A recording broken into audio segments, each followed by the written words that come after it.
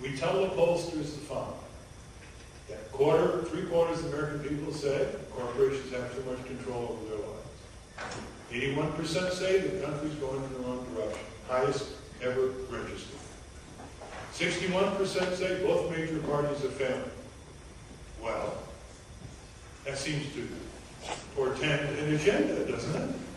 That seems to portend the American people dropping some of their routines, picking up some of the civic time that they used to read about in their textbooks, organizing in a neighborhood, in a community, developing this laser beam focus on Congress, which is the most powerfully equipped branch under our Constitution. And if we can turn Congress around, turn the executive branch around, we get a lot of these things on the first stage level of improvements that Western Europe has had for years, and then move further to fulfill life's possibilities for the American people, their children, their grandchildren.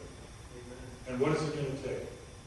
Every congressional district has 630,000 or so people. There are 535 men and women in Congress who make up the Senate and House of Representatives. And they put on their shoes every day the way you and I do. There are about 1,500 corporations who get their way among the majority of those 535 men and women. These corporations do not have any votes. They have power and money. We're the ones that have the vote. So if these are majority issues, and if you look at our website, votenader.org, you will see almost 20 major subject areas, and ask yourself, are these majority supported or minority supported? They're majority supported. Unlike a lot of proposals of Obama and McCain, if we can ever get them to a level of specificity to even elicit that kind of response.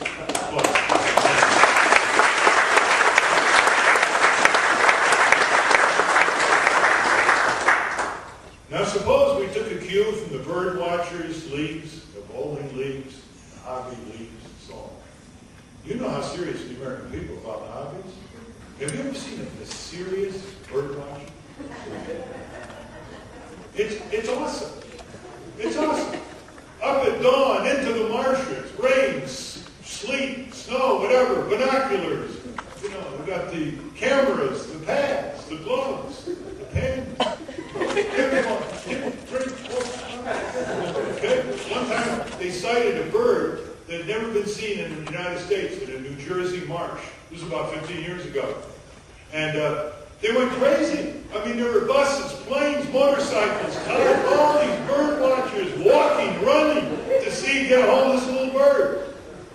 And I'm reading the New York Times daily account, just total awe. I mean, all these bird watchers and no Congress watchers. And so here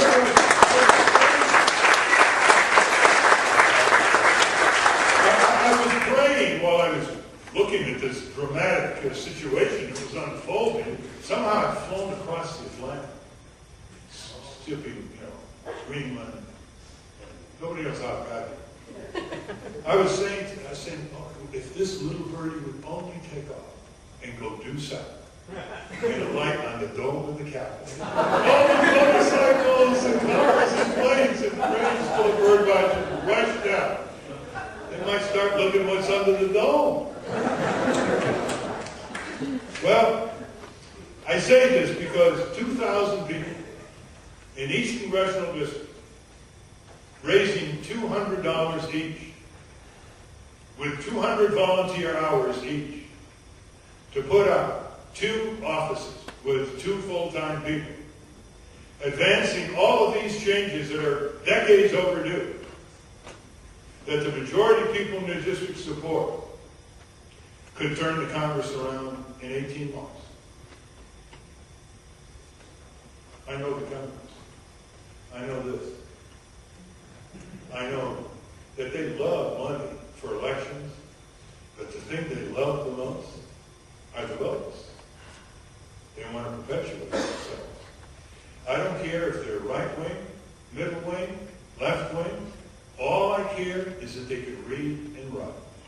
Because when the marching orders come from back home, it's over.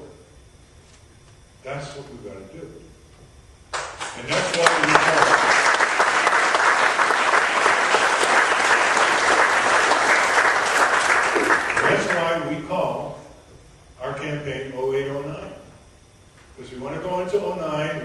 groundswell with your help. This can't be done without you. Let me repeat it. It can't be done without you. The motto of our campaign is not, yes, we can. It's, we will decide. We'll decide what to do, how to do it. We're not going to make excuses for ourselves. We're not going to say we're preoccupied. We're not going to say all the things that amount to a rationalization of our own futility, which we're very good at, after we make our brilliant diagnosis of what's wrong in the country and what can be made right about it. Once that happens, it becomes fun. Is there anything more important than to make a greasy member of Congress squirm? Go take a shower and come out like a shining angel? We used to do that in the 60s. The leading business agent in the Senate, chair of the Senate Congress Committee, was Warren Magnuson from the state of Washington. They used to say about Warren Magnuson, he was a cash register politician. The maritime industry, Boeing, any company, any industry get what they wanted.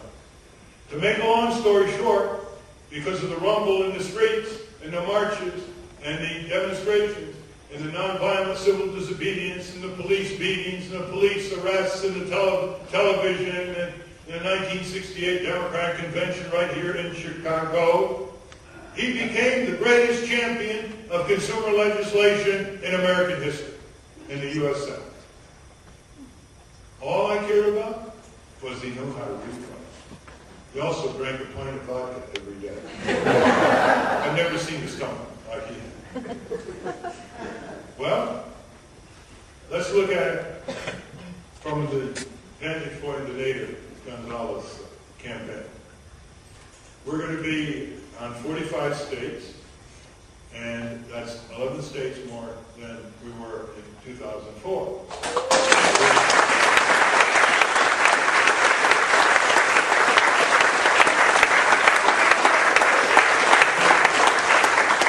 My campaign manager that year, Teresa Amato, was from Chicago. Where are you, Teresa? Miss Teresa. I would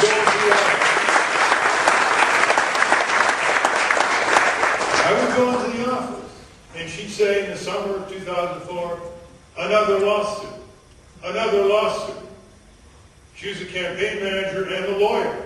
And the Democratic Party and their allies sued us 23 times in 18 states in 12 weeks in 2004 to get us off the ballot. They had their allies harass our signature gatherers. Some of them went to our homes of our signature gatherers, threatening them with criminal prosecution.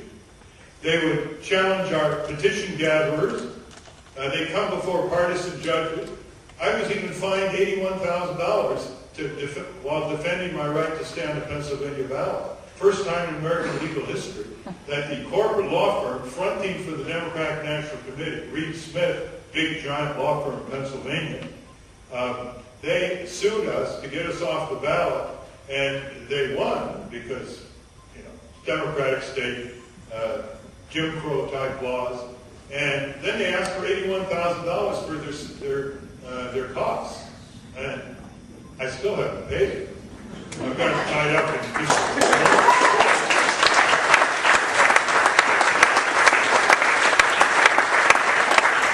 I told them they were going to get their hand in a hornet's nest. And now they are very close to possible criminal prosecution because the state attorney general in Pennsylvania has indicted 12 Democrats, 2 state legislators, and 10 legislative aides, and they name an unnamed law firm as being in cahoots, and that's the law firm.